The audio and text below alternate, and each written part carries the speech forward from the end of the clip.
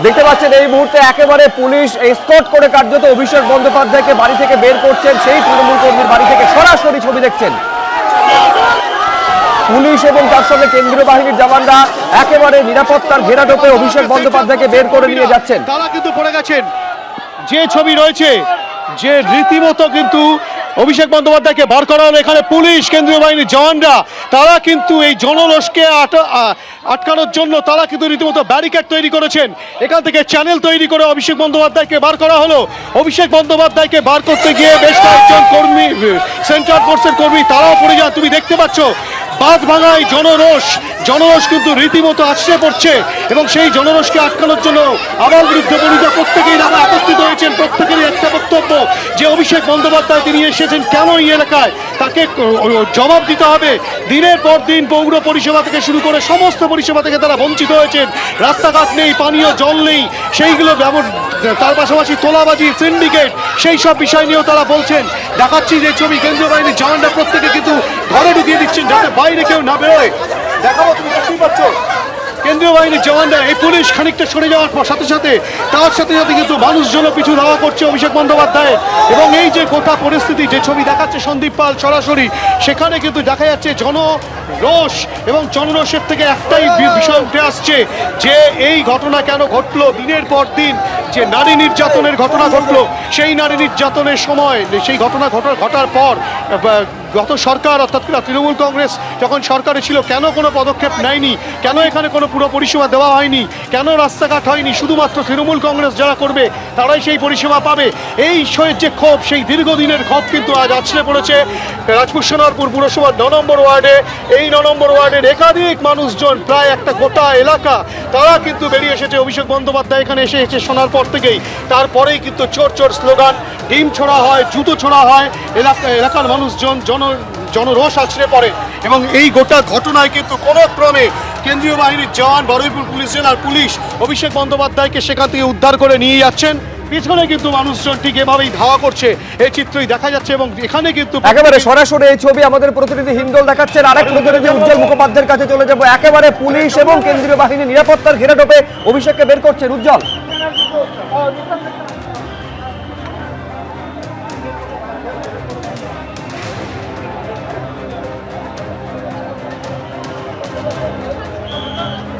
সরাসরি এই ছবি দেখছেন যে একেবারে জনরোষ কিভাবে আছড়ে পড়েছিল। দীর্ঘদিনের যন্ত্রণা এবং বঞ্চনার বিরুদ্ধে একেবারে অভিষেক বন্দ্যোপাধ্যায়কে হাতের কাছে পেয়ে ক্ষুব্ধ জনগণ, সাধারণ মানুষ, স্থানীয় বাসিন্দা তাদের ক্ষোভ উগরে দিয়েছেন।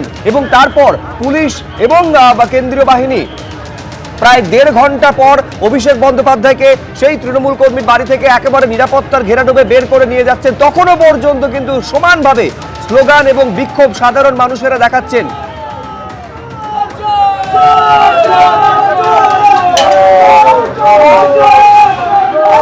এখনো পর্যন্ত বাড়ির ছাদ থেকে পর্যন্ত সাধারণ মানুষ অভিষেক বন্দ্যোপাধ্যায়কে উদ্দেশ্য করে চোর চোর স্লোগান দিয়ে চলেছেন। ফলে বুঝতে পারছেন এই দীর্ঘ 1.5 দশকের যন্ত্রণা এবং বঞ্চনা কিভাবে সাধারণ মানুষকে রীতিমতন বিদ্ধ করেছে। সেইটা ক্ষোভ আকারে, জনরোষ আকারে আজকে বেরিয়ে আসছে।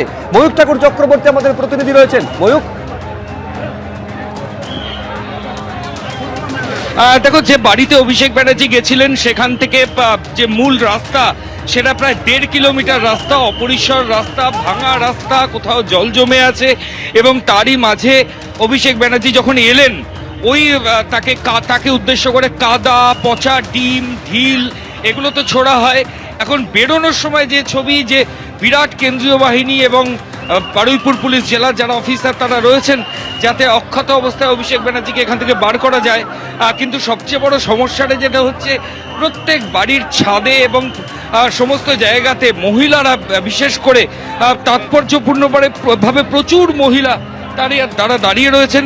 প্রত্যেকে দেখলেই চোর চোর চোর চোর স্লোগান তারা চিৎকার করে করে বলছেন। ফলত পরিস্থিতি যে কোনো মোমেন্টে আবার অন্যরকম ঘোরালো হয়ে যেতে পারে, এরকম একটা আশঙ্কা কিন্তু থেকেই যাচ্ছে। এই মুহূর্তে অভিষেক ব্যানার্জিকে নিয়ে পুলিশ এবং কেন্দ্রীয় বাহিনী তারা বেরোচ্ছেন। যখন এলেন অভিষেক ব্যানার্জি,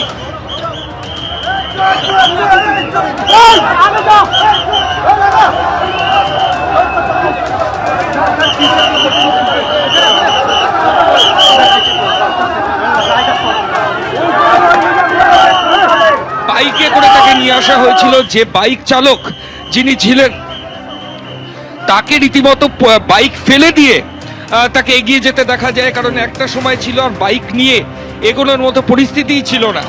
ফলত সব মিলিয়ে এই মুহূর্তে সোনারপুরের থেকে বার করা হচ্ছে অভিষেক ব্যানার্জিকে, কোনোভাবে বার করা হচ্ছে। তার গায়ে এখনো ডিম ছোড়ার দাগ রয়েছে এবং আশেপাশের মানুষ এখনো যথেষ্ট রোষের মধ্যে রয়েছেন। যে কোনো মুহূর্তে তারা আবার অন্যরকম কিছু করতে পারেন এই আশঙ্কা রয়েছে। সেই জন্যই পুলিশ আধিকারিকরা তারা পুলিশ সেই জন্য একেবারে এই ছবি থেকে বোঝা যাচ্ছে যে জনরোষ কোন জায়গায় গিয়ে পৌঁছেছে। আমি একবার ছবিটা কি বলছেন সাধারণ মানুষ একবার শুনবো। চলেন, হ্যালো হ্যালো, বাড়ি থেকে সরাসরি ছবি দেখছেন। পুলিশ এবং তার সঙ্গে কেন্দ্রীয় বাহিনীর জওয়ানরা একেবারে নিরাপত্তার ঘেরাটোপে অভিষেক বন্দ্যোপাধ্যায়কে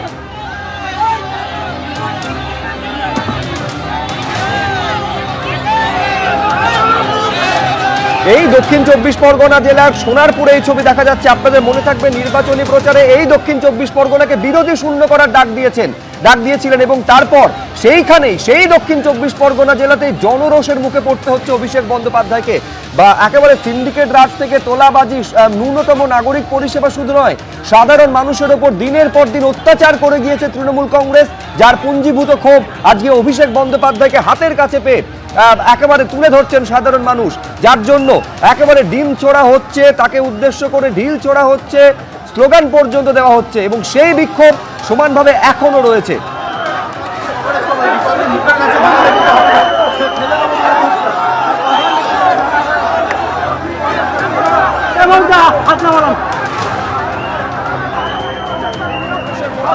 বাড়ি থেকে বের করছেন সেই বাড়ি থেকে সরাসরি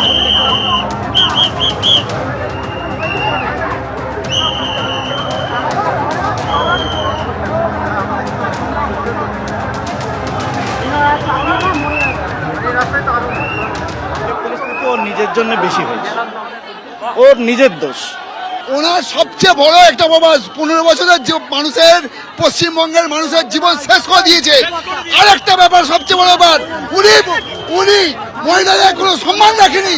আর সঙ্গে কয়েক সেকেন্ডের মধ্যে বলেছে আমি এমন কিছু করতে পারি, একটা রিভলিউশন শেষ করে দিতে পারি, একটা জাতিকে শেষ করে দিতে পারি।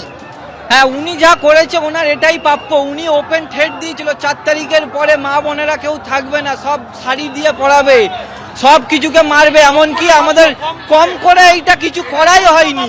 যা এটা কোনো পার্টির থেকে না, এটা জনতা করেছে, এটা জনগণ করেছে। আমাদের সাঁতার পড়ানোর জন্য আমাদের রেপ হলে বলছে সর্দি কাছে আছে, রেপ করাচ্ছে আমাদেরকে। 8টার মধ্যে মেয়েরা বলছে বাড়ি থেকে বার হবে না, আমরা মহিলারা বাড়ি থেকে বার হবে না।